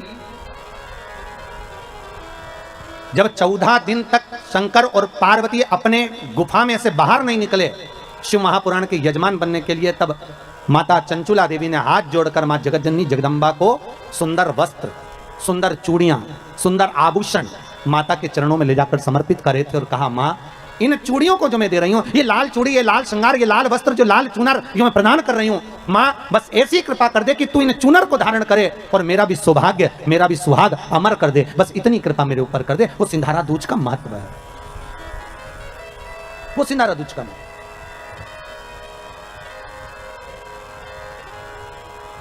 आज भारत की भूमि की सभी माताओं को सिंधारा दूज का बहुत बहुत बधाई। माता पार्वती, गणगौर महारानी, ब्रह्मचारिणी महारानी, माँ जगतजननी आपके सुहाग को अखंड सौभाग्यवती बनाए, यही भगवान से प्रार्थना। जैसे चंचुला देवी ने माता पार्वती से निवेदन करा था, आप भी एक भाव से निवेदन करें। हे माँ, हे दया करने, आप कृपा करें। आपके सिवा कोई नहीं कर सकती, इसलिए माता के चरणों में चूड़ी भी दी, मेहंदी भी दी, टीकी भी दी, श्रृंगार भी दिया, वस्त्र भी दिया। इसलिए सिंधारा दूज के दिन, आज के दिन सौभाग्यवती माताएं एक दूसरे को सिंधारा देती हैं। आज भी नियम है हमारा, प्रदान करते। कृपा करो मां, शिव जी कथा का रस तत्व ग्रहण करने के लिए पधारे। तुमरुका जी से जाकर निवेदन करा, तुमरुका जी हम कथा सुनना चाहते हैं। और कथा किसके लिए सुन रहे हैं तुमरुका जी? आपको मालूम है? तुमरुका जी ने पूछा, प्रभु आप कोई भी कार्य करते हो तो जग कल्याण के लिए करते हो, इसलिए मुझे उम्मीद है कि आप जो कथा सुन रहे हो वो चंचुला देवी के पति के मोक्ष के लिए सुन रहे हो। एक बात पहले भी कही, आज फिर कह रहे हैं, पानी में डूबकर मरे हुए व्यक्ति की मुक्ति नहीं होती, सर्प से डसे हुए व्यक्ति को भी मोक्ष नहीं मिलता। तीसरा, स्त्री के हाथ से, नारी के हाथ से मरे हुए व्यक्ति को भी मोक्ष नहीं मिलता। और बहुत ध्यान देना महाराज, गरुण पुराण, शिव पुराण, स्कंद पुराण, पद्म पुराण, नर्मदा पुराण और लिंग पुराण, इसमें वर्णन किया गया है कि कुंवारी अवस्था में मरे हुए व्यक्ति को भी मोक्ष नहीं मिलता। जो कुंवारी अवस्था में मर गए,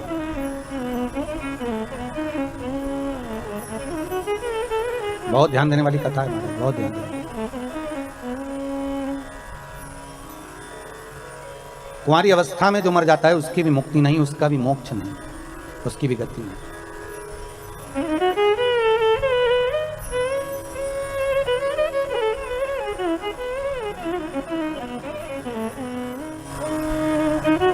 पर भागवत जी में आता है कि राजा परीक्षित को सर्प ने डसा था। आता है कि नहीं आता? सांप ने डसा राजा परीक्षित को और उसको मोक्ष मिला। तो पूछा गया, कहा गया कि यदि पानी में डूबकर मरा हुआ मनुष्य, सर्प के डसे से मरा हुआ, स्त्री के हाथ से मरा हुआ, इनकी मुक्ति नहीं है। तो फिर तक्षक नाग के डसे से वो परीक्षित जो मरा, उसकी गति कैसे होगी? बहुत बड़ा प्रश्न है और बहुत सुंदर संवाद इसका। शास्त्र कहता है कि वो परीक्षित जिसको तक्षक नाग ने डसा है, सुखदेव जी महाराज कौन है? सुखदेव कौन है? जिन्होंने शंकर भगवान माता पार्वती को अमर गुफा में बैठकर अमर कथा श्रवण करा रहे हैं। एक पोटर में तोते का अंडा गिरा हुआ है और वो तोते का अंडा भीतर बैठे बैठे अमर कथा सुन रहा है। वो तोते का बच्चा, जब पार्वती को निंद्रा लग गई तो तोते के बच्चे ने हुंकारा भरा। वो तोते का बच्चा, उसको मारने के लिए शंकर जी दौड़े तो वो तोते का बच्चा व्यास जी महाराज की धर्मपत्नी बीटिका के गर्भ में जाकर बैठ गया। तो तोते का बच्चा जो शुक है, तोते के बच्चे को कहते हैं शुक, और व्यास जी की पत्नी के गर्भ से जन्मा इसलिए कहलाया देव। दोनों को मिला दो तो हो गया शुकदेव। तो वो शुकदेव कोई दूसरा नहीं है। वो शुकदेव कौन है? तो शिव महापुराण की कथा कहती है वही शंकर का एक अंश, वही शिव का एक अंश शुकदेव के रूप में जिसने अमर कथा को श्रवण कर रखा था। वो शुकदेव बैठकर राजा परीक्षित को श्रीमद् भागवत कथा का रसास्वादन करा रहे थे। जब पूरी कथा सुखदेव जी ने सुना दी, अंतिम क्षण बचा, अंतिम क्षण, पूरे स्कंद जब पूरे हो गए,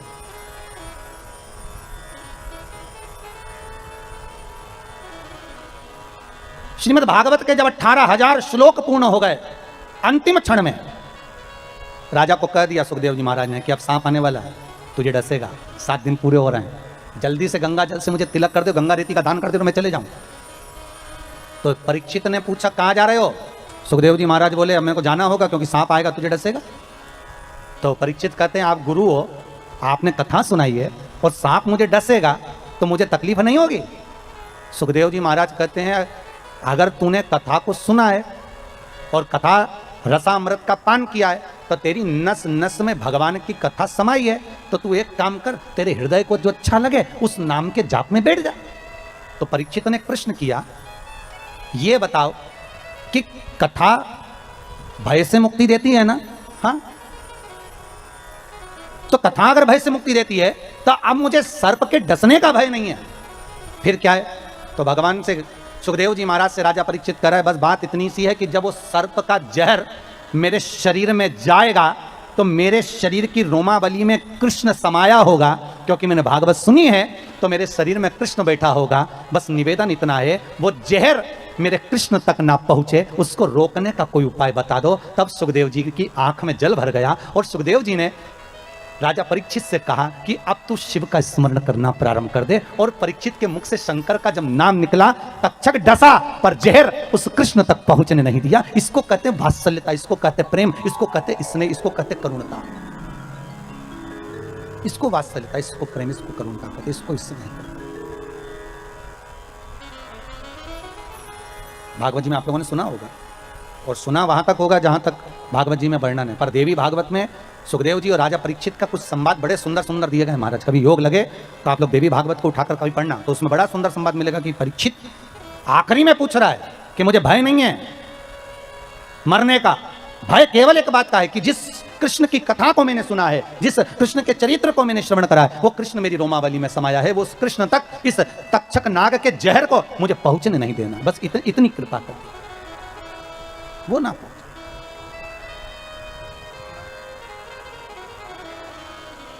ये दया, ये करुणा आप कर दो।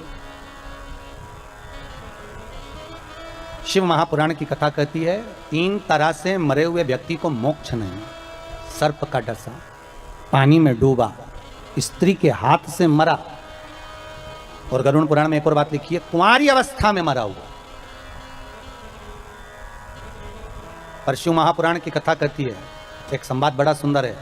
जिस समय पर भगवान शंकर ने ब्रह्मा जी से कहा कि तुम सृष्टि की रचना करो, और सृष्टि की रचना ब्रह्मा जी से पूछा कि सृष्टि बनाना कैसे, भगवान ने अपना स्वरूप का जो दर्शन कराना था उसके पहले ब्रह्मा जी से कह दिया कि आधे पुरुष बना दो, आधे स्त्री बना दो। पुरुष और स्त्री, हाँ, आधे पुरुष बनाओ, आधे स्त्री बनाओ। ब्रह्मा जी ने पूछा पुरुष और स्त्री कैसे, तो तो भगवान शंकर ने कहा एक काम करो, अगर एक पुरुष बना रहे हो तो एक स्त्री बनाओ, दो पुरुष बना रहे हो तो दो स्त्री बनाओ। अगर दो पुरुष हैं तो दो स्त्री, एक पुरुष है तो एक स्त्री बनाओ, ठीक है। आधे आधे दोनों को बना दो। अब ब्रह्मा जी ने जो सृष्टि का निर्माण करा तो उन्होंने पुरुष और स्त्री को मिला। तो भगवान विष्णु और भगवान शंकर दोनों भ्रमण करते करते पृथ्वी पर आकर देखे तो क्या देखा कि चारों तरफ किन्नर ही किन्नर नजर आ रहे थे। जब किन्नरों को देखा तो भगवान विष्णु को तो हंसी आ गई। जो ठहाका लगाकर भगवान हंसे तो भगवान ने पूछ लिया, भगवान पूछे, शंकर भगवान ने पूछा क्यों नारायण क्यों हंस रहे हो? भगवान विष्णु बोले भोलेनाथ जी आपको हंसी नहीं आ रही? शिव जी ने पूछा किस बात के लिए? ब्रह्मा जी को बोला था कि स्त्री और पुरुष बनाना, इन्होंने क्या बना दिया? पुरुष और स्त्री को मिलाकर किन्नर बना दिया, किन्नर।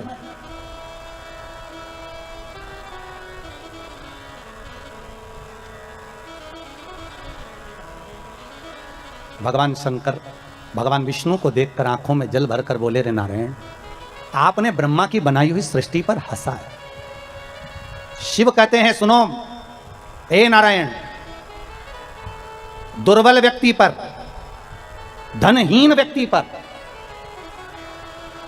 बीमार व्यक्ति पर, शरीर से अपंग व्यक्ति पर, नेत्रविहीन व्यक्ति पर, श्रवणविहीन व्यक्ति पर, मुख बधिर व्यक्ति पर,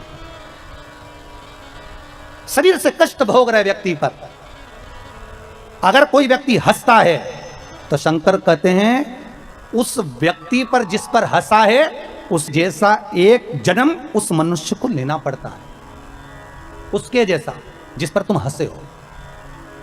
किसी गूंगे पर, किसी विकलांग पर, हस्तविहीन पर, श्रवणविहीन पर, नेत्रविहीन पर, जिह्वाविहीन पर, वाणी विहीन पर, दुर्बल शरीर से हो, कोई शरीर से ज्यादा तगड़ा हो, कोई शरीर से दुर्बल हो, कोई धन से विहीन हो, उस पर देखकर नहीं हंसना।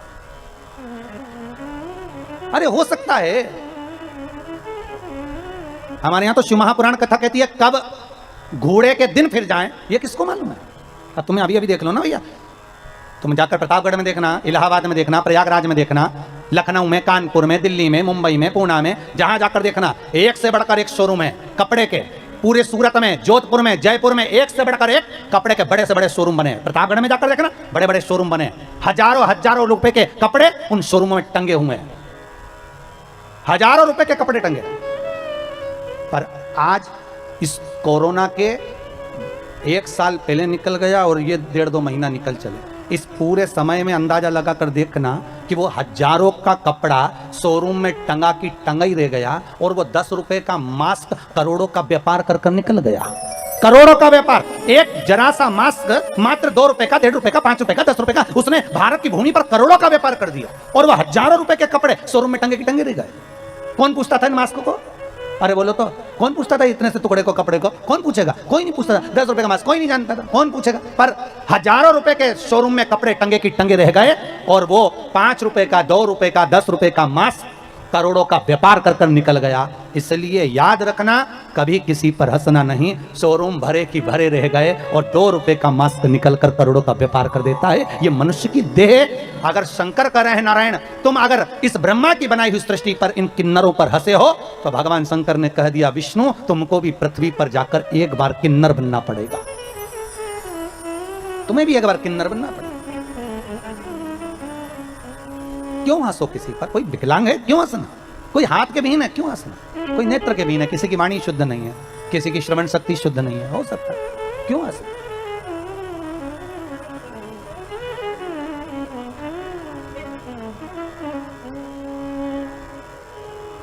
बाल्य अवस्था में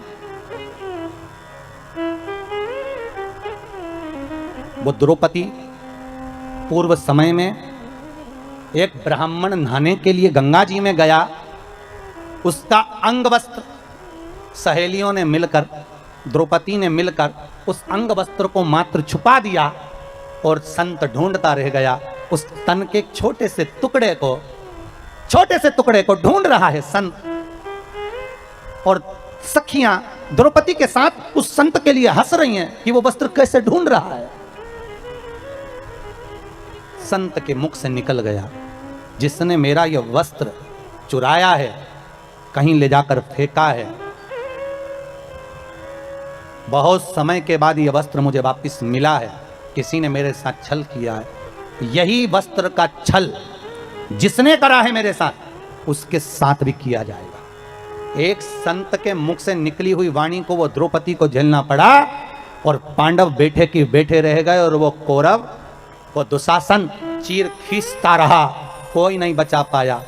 तब द्रौपदी की आंख में जल भर गया, गुरु द्रोणाचार्य के सामने जाकर खड़ी हो गई, गुरुजी आपने मुझे गुरु मंत्र दिया है, आप बचाओगे नहीं? तो गुरु द्रोणाचार्य ने कहा, द्रौपदी तू भी ज्ञानवान है, तूने कृष्ण का अनुमोदन करा है, कृष्ण को भाई माना है, ध्यान लगा कर देख कि कर्म कौन सा करा था जिसके कारण आज तेरा चीर तेरे सामने खींचा जा रहा है। द्रौपदी ने हाथ ऊंचे करे, भगवान को पुकार रही है और ध्यान लगा कर देख रही है कि मेरा कर्म कौन सा था जिसके कारण आज मेरा चीर खींचा जा रहा है। दुनिया के लोगों को जब तकलीफ आती है, पत्रिका में दोष देखते हैं, वास्तु का दोष देखते हैं, ग्रह का दोष देखते हैं, परिवार में दोष देखते हैं, पर दुनिया के लोग अपने अंदर का दोष नहीं देखते कि तुमने कर्म क्या करा था जो आज भोग रहे हो। क्या कर्म करा है? द्रौपदी ने हाथ ऊंचे करे, पुकारा भगवान को, प्रभु मैंने कर्म क्या, और ध्यान लगा कर देखा कि एक संत का अपमान हो गया था, उसका अंगवस्त्र मैंने छुपा दिया था, इसलिए आज मेरा भी ये चीर खींचा जा रहा है, मैंने उसको नग्न अवस्था में छोड़ा था, इसलिए आज मेरा भी ये शरीर पर से वस्त्र जा रहा है। तब द्रौपदी ने कहा, अब मेरे कर्म के दाग को कोई काट सकता है तो भगवान काट सकता है। आपसे भी कहते हैं, अगर दुख आया, तकलीफ आई, कष्ट आया, बीमारी आई, रोग आ गया, मालूम पड़े कोरोना जैसी महामारी भी आपको सता रही है, डॉक्टर अपना काम कर रहे हैं, आप अपना काम करो और भगवान का भजन करो, जिससे ये कर्म का खेल थोड़ा सा कट जाए, हमारा जो भोग है कर्म का ये थोड़ा कटे, और भोलेनाथ हमको स्वस्थ करे। उस बाबा से विनती करते रहे, श्री शिवाय नमस्तुभ्यम का जाप, ओम नमः शिवाय करें, चाहे महामृत्युंजय का जाप करें, पर जपें, उसके जपने से तुम्हारा काल तुमसे दूर तो हो ही जाएगा। शिव का स्मरण। हे नारायण, तुम किन्नरों पर हंसे हो इसलिए तुम्हें किन्नर बनना पड़ेगा। और आया समय जब द्वापर में भगवान कृष्ण आए, द्वापर में जब कृष्ण आए, कौरव और पांडवों का युद्ध होना,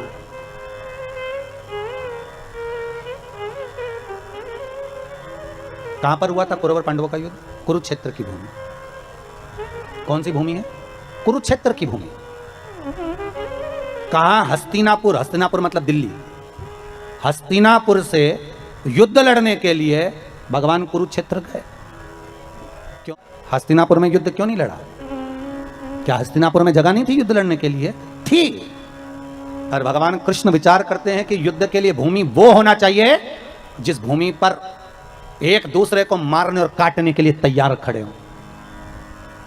कोई कोई जगह ऐसी होती है जहां पर भगवान का भजन होता है, कोई कोई किराए का घर भी ऐसा होता है जिस घर में बैठकर भगवान का भजन करने का आनंद आता है, कोई कोई घर ऐसा होता है जिसमें भगवान की भक्ति का आनंद आता है, कोई कोई घर ऐसा होता है जहां कथा का आनंद आता है, कोई कोई जगह ऐसी होती है जहां पर भगवत चर्चा का आनंद आता है, और कोई कोई जगह ऐसी होती है कि 2 मिनट माला पकड़ के बैठो और क्लेश मच जाता है। थोड़ी देर कटोरी पड़ी, उसके पीछे विवाद, पानी गिर गया उसके पीछे विवाद, जरा जरा सी बात में विवाद और विवाद चालू हो जाता है, बीमारियां चालू हो जाती है, रोग चालू हो जाता है। तो समझ लेना चाहिए इस भूमि का दोष है।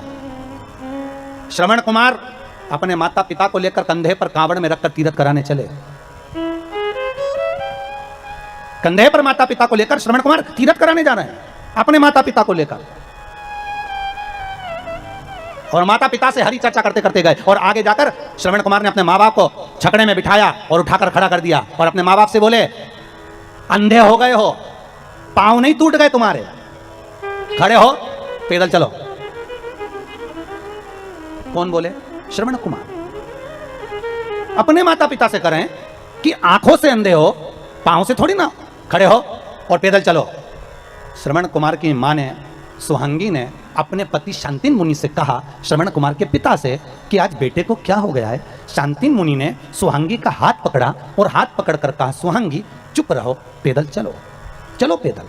श्रवण कुमार ने माँ बाप का हाथ पकड़ा, छकड़े से नीचे उतारकर अपने माँ बाप को पैदल लेकर चले। थोड़ी दूर निकलने के बाद श्रवण कुमार अपने माँ बाप के चरणों में गिर गए, पांव पकड़ लिए, पिताजी गलती हो गई, क्षमा कर दो, पिताजी मुझसे गलती हो गई, क्षमा करो, गलती हो गई, क्षमा करो। पत्नी ने पूछ लिया, सुहांगी ने शांतिन मुनि से, आखिर श्रवण कुमार ने हमारा अपमान क्यों करा, हमको पैदल चलने का क्यों बोला? शांतिन मुनि बोले, सुहांगी, जिस गांव में से निकलकर हम जा रहे हैं ना, ये गांव की जो जगह है ना, ये मय दानव राक्षस की है। मय दानव राक्षस ने इस गांव की जमीन के नीचे ब्राह्मणों को मार मार कर उनके शवों को दबा दिया, उनका रक्त पीता है वो। अच्छा, ये उस मय दानव की जमीन है।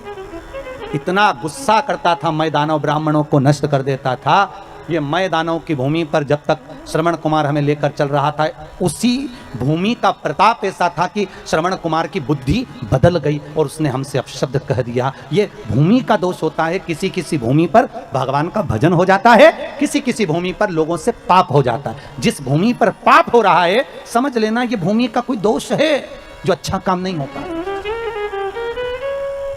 भूमि का कारण क्या हो सकता है? पाप थोड़ी देर का होता है, भोगना बहुत पड़ता है। पाप कितनी देर का? थोड़ी सी देर। और भोगना कितना पड़ेगा? अंदाजा लगाओ जरा।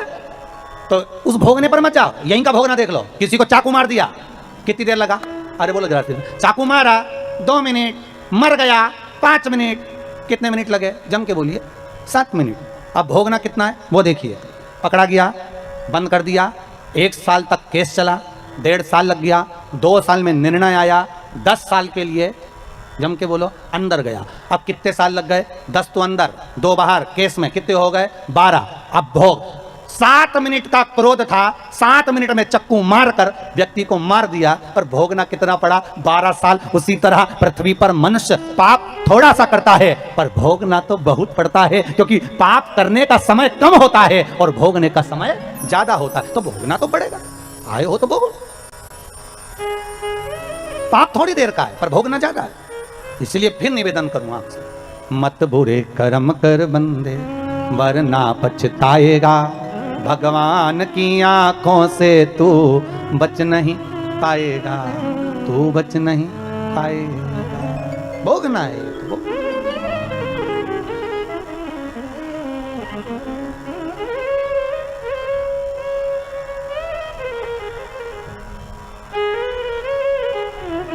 इसलिए भगवान से कहा करो। कभी कभी मौका मिल जाए और भगवान से कहने का जब समय मिले तो उससे निवेदन कर सकते कि हे प्रभु, ऐसी कृपा करना कि शरीर से किसी को कष्ट ना,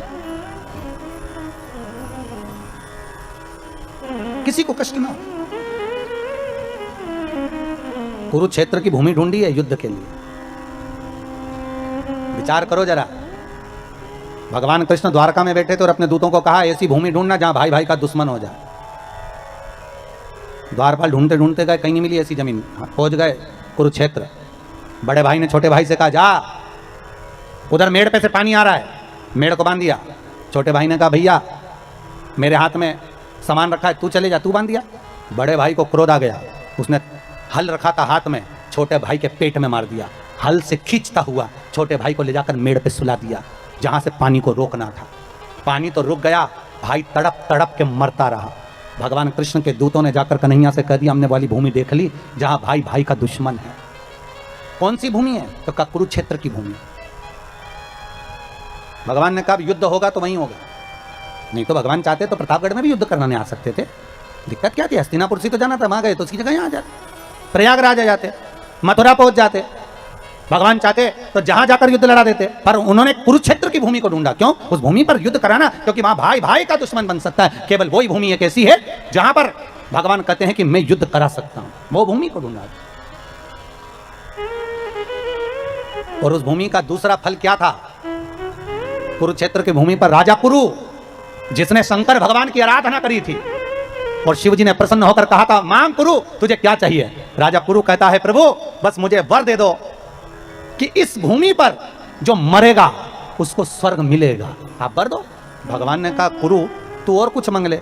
राजा कुरु ने शंकर जी से कहा, नहीं नहीं प्रभु, आप तो बस इतना वर दे दो कि मेरे कुरुक्षेत्र में, मेरे क्षेत्र में, मेरी इस कुरु भूमि पर जहां पर कोई मरे उसको स्वर्ग मिले। तो भगवान कृष्ण को तो मालूम था कि शंकर जी ने वर दिया है, इस भूमि पर जितने मरेंगे बेचारे, अभी परिवार की लड़ाई में, कौरव और पांडवों की लड़ाई में ये दूसरे मरेंगे, और दूसरे मरेंगे तो इनका क्या फायदा होगा? जमीन मिलेगी तो पांडवों को, जमीन मिलेगी तो कौरवों को, ट्रैक्टर मिलेगा तो पांडवों को, ट्रैक्टर मिलेगा तो कौरवों को।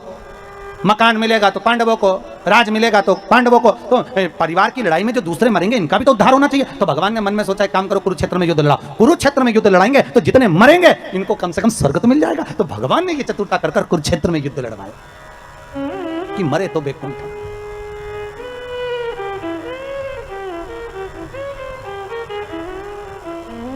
मिले। आपसे भी निवेदन है, केवल अपने लिए अच्छा ना सोचें। हमारा तो निवेदन है, रोज भगवान से निवेदन करें तो भगवान से यही प्रार्थना करें, भगवान हे पूर्ण परमात्मा विश्व बने धर्मात्मा, एक यही बस प्रार्थना, एक यही बस प्रार्थना, दुखी ना हो कोई आत्मा, हे पूर्ण परमात्मा, सुखी रहे सब आत्मा, हे पूर्ण परमात्मा। भगवान से प्रार्थना करो। नवरात्रि चल रहे हैं, आद्य शक्ति जगदम्बा की आराधना कर रहे हो तो माँ जगतजननी से निवेदन करो कि हे माँ, पूरे परिवार का कल्याण कर और परिवार के साथ पूरे नगर का, पूरे देश का कल्याण कर। ऐसी कृपा करना, ऐसी करुणा।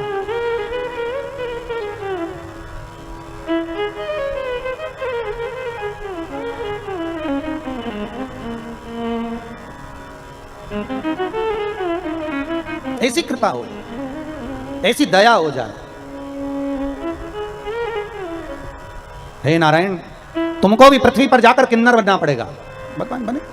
द्वापर आया, कौरव और पांडवों का युद्ध हो रहा है। कुरुक्षेत्र की भूमि पर युद्ध मैदान में चंडी देवी आकर खड़ी हो गई और चंडी ने कहा, ए कौरव और पांडव, युद्ध एक शर्त पर होगा, पहले मेरे लिए बलि चढ़ाओ। अपने अपने परिवार के एक एक व्यक्ति की बलि चाहिए। पांडव अपने भाइयों में से एक की बलि दे दे और कौरव अपने भाइयों में से एक की बलि दे दे। कौरव तो खुश हो गए कि हम 100 में से एक बलि चढ़ गए, 99 बचेंगे। ये ले दे के 5, एक मर गए तो 4 ही बचेंगे। अब ये वही वाली बात आ गई ना, तेरा क्या होगा रे कालिया। अब ले दे के तो 4 बचे, अब 5 में से एक गया तो 4 ही बचे ना। क्या करें। भगवान कृष्ण के पास खबर गई, कृष्ण के पास जैसी सूचना गई, भगवान कृष्ण ने अर्जुन को बुलाया। अर्जुन इधर आ। अर्जुन बोले, हाँ प्रभु, कल बलि चढ़ना है। अर्जुन याद कर, तो द्रौपदी को लेकर आया था। हाँ, फिर तेरी माता ने क्या कहा था कुंती ने? मेरी माता कुंती ने कहा था 5 बांट लो। फिर मैंने द्रौपदी से कहा था तुम्हें 5 पतियों की पत्नी बनना पड़ेगा। फिर द्रौपदी ने कहा बनने को तैयार हूं, पर शर्त एक है, एक एक पति के साथ में 1-1 वर्ष तक रहूंगी। मेरे पति के कमरे में अगर कोई दूसरा पति आ गया तो उसको 5 साल के लिए बन जाना पड़ेगा। अगर मंजूर हो तो मैं तुम्हें 5 पतियों की पत्नी बनने को तैयार हूं। फिर सब अच्छा चल रहा था। भीम के साथ में द्रौपदी रह रही थी। पांडवों की 1-1 वर्ष के साथ में द्रौपदी को रहना था।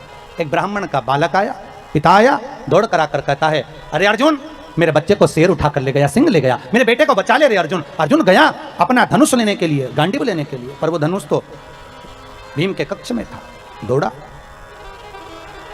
बिना पूछे अंदर प्रवेश कर गया, धनुष को उठा लाया, ब्राह्मण के बच्चे को बचा लिया। ब्राह्मण के बच्चे को बचाया, और जब ब्राह्मण का बालक बच गया, ब्राह्मण का बालक बच भी गया, पर द्रौपदी ने हाथ जोड़कर कह दिया कि अब आपको 5 वर्ष के लिए बन जाना पड़ेगा। अर्जुन, फिर क्या हुआ? अर्जुन कहते हैं मैं 5 साल के लिए बन गया। वन में जाकर मैंने नागों की कन्या उलूपी के साथ में विवाह कर लिया। विवाह करने के बाद मेरा एक बेटा हो गया, उसका नाम आरावन था। क्या नाम था? आरावन। भगवान कहने लगे, अब अर्जुन खड़े हो जा, उसी जगह पर जहां तूने विवाह किया था, जहां तेरा बेटा हुआ था। अब वो बेटा बड़ा हो गया होगा, ये तो तुम्हारी कुल का, परिवार के एक व्यक्ति की बलि देना है, उसको लिया, उस आरावन की बलि देंगे, जा लेकर। अर्जुन गया, आरावन को कहा, बेटा कौरव और पांडवों का युद्ध है, तुम्हें युद्ध में चलना है। आरावन ने कहा चलो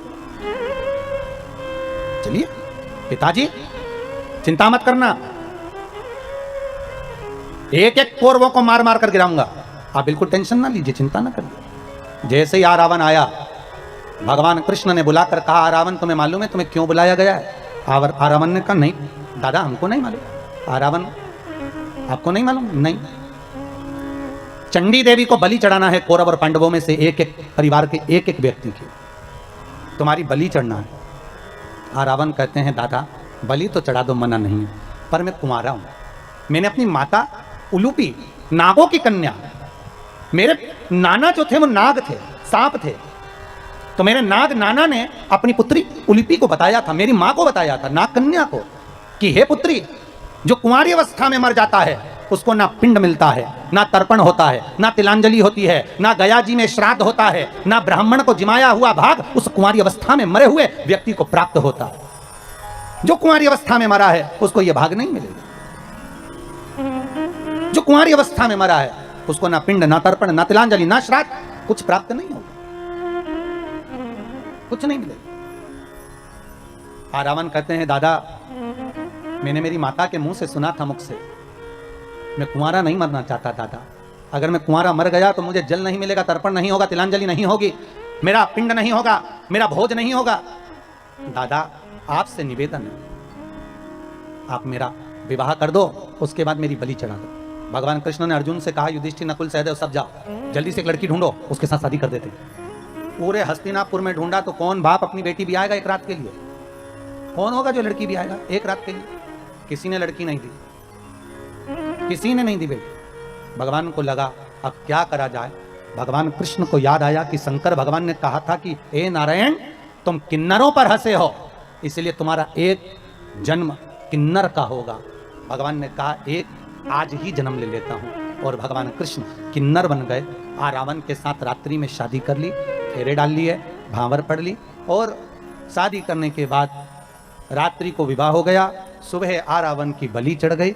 भगवान फूट फूट के रोने लगे। आज भी हिंदू धर्म में किन्नर गले में मंगलसूत्र पहनते, मांग भरते, चूड़ी पहनते, बिछुड़ी पहनते हैं। कई कई लोगों के मन में आता है कि इनका पति कौन होगा किन्नरों का, तो शिव महापुराण की कथा कहती है रावण किन्नरों का पति होता है, इसलिए आज भी किन्नरों का विवाह एक घड़े से किया जाता है और सुबह उस घड़े को फोड़ दिया जाता है। किसी पर हंसना नहीं है। कोई वाणी से विहीन है, कोई श्रवण शक्ति से विहीन है, कोई हाथ पैर से विहीन है, कोई दुर्बल है, कोई अधिक हेल्थी है, कोई धन विहीन है, हमें उस पर हंसना नहीं है। ना जाने भगवान शंकर की कथा कहती है हम जिस पर हंसते हैं एक जन्म हमको भी लेना पड़ता है, एक जन्म।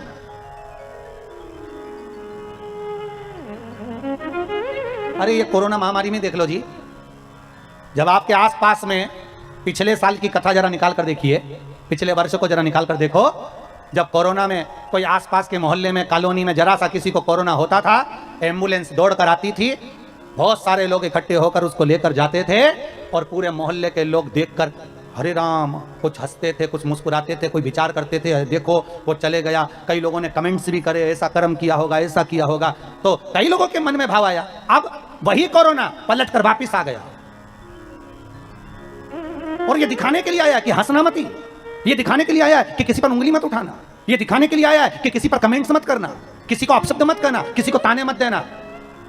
अरे भारत की भूमि पर इतना नाजुक समय चल रहा है साहब, इस नाजुक समय में दुनिया के लोगों को तुम्हारे धन की नहीं, इस नाजुक समय में तुम्हारे द्वारा अच्छी वाणी की, प्रेम के शब्द की जरूरत है।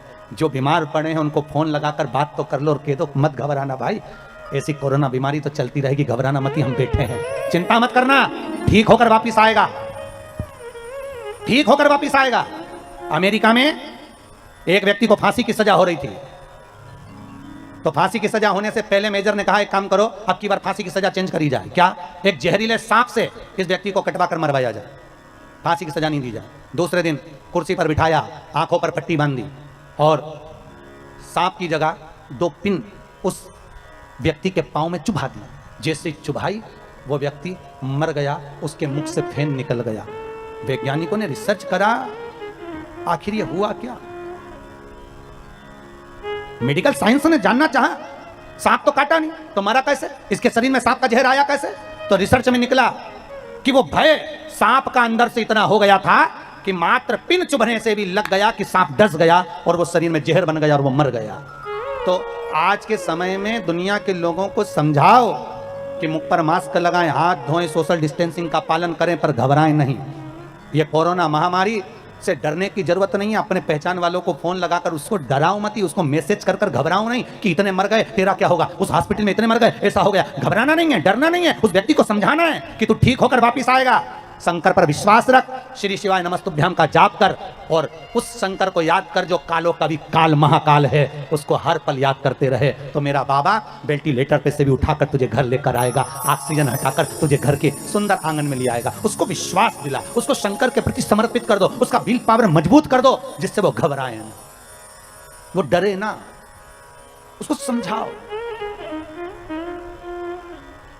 इतना डरा दे रहे हैं, शमशान में जगह नहीं है, मुर्दे कैसे जल रहे हैं, क्या कर रहे हैं, लोगों को इतना डरा दिया कि हर व्यक्ति को सर्दी जुकाम भी हो रहा है तो टेंशन लेके घर में ही डराओ। स्मरण मेरे शंभु, मेरे त्रिकालदर्शी, मेरे कैलाशी, मेरे शिव, मेरा ओघड़ी, मेरा दातार, मेरा दयालु, मेरा शंकर, स्मरण करने वाला मेरा बाबा, मेरा शंकर, स्मरण कर, उसकी कृपा है। महाराज कर्मों का भोग है, भोगना तो पड़ेगा, भोगना पड़ेगा। बस इतना ध्यान जरूर रखो कि इस शरीर के द्वारा, इस मन के द्वारा, इस वाणी के द्वारा किसी का अपमान ना हो, किसी को अपशब्द ना कहा जाए, किसी के दिल को कोई ठेस ना पहुंचे। बहुत नाजुक समय है, सबके लिए मीठा बोलिए, सबका सम्मान करिए, आदर करिए, सत्कार करिए, किसी के लिए अपमानजनक शब्द ना बोलिए, किसी पर हंसिए नहीं, किसी को ये ना कहिए कि कर्म हो गया, जो जिसके लिखा है भाग्य में जो होगा। आप किसी का भाग्य लिखने वाले नहीं।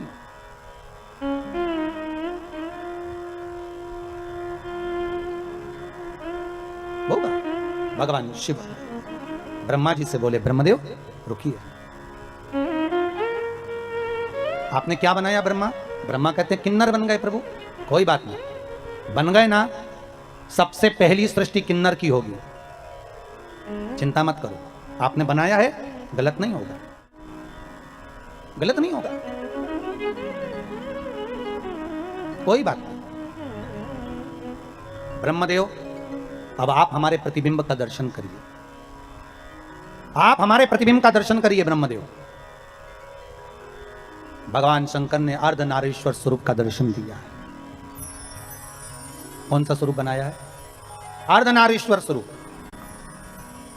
आधा शिव आधा पार्वती, शंकर भगवान ने अपना अर्धनारीश्वर स्वरूप का दर्शन कराया। और जो अर्धनारीश्वर स्वरूप का भगवान दर्शन कराते हैं, आधा शिव आधा पार्वती, देखकर ब्रह्मा थकित रह जाते हैं। और ब्रह्मा भगवान शिव का जो स्वरूप देखा है, ब्रह्मदेव की आंखों से जल निरंतर बह रहा है, जल निरंतर बह रहा। पधारी अर्धनारीश्वर, जल निरंतर बह रहा है।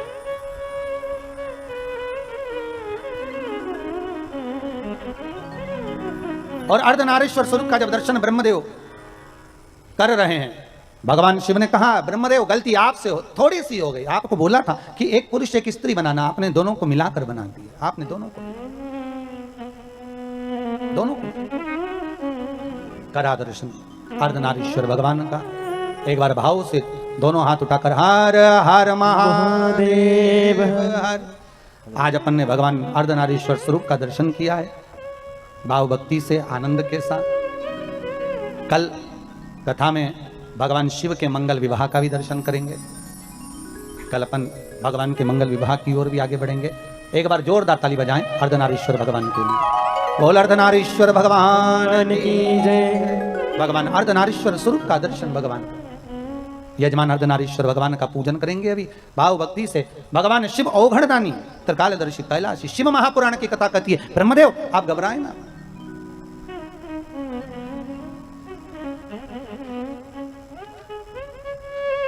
आप घबराए ना। हे ब्रह्मदेव, बस इतना ध्यान रखें कि आपने सृष्टि का जो निर्माण किया है वो गलत नहीं किया, आपने जो बनाया वो बना दिया। सबसे पहली सृष्टि है किन्नरों की,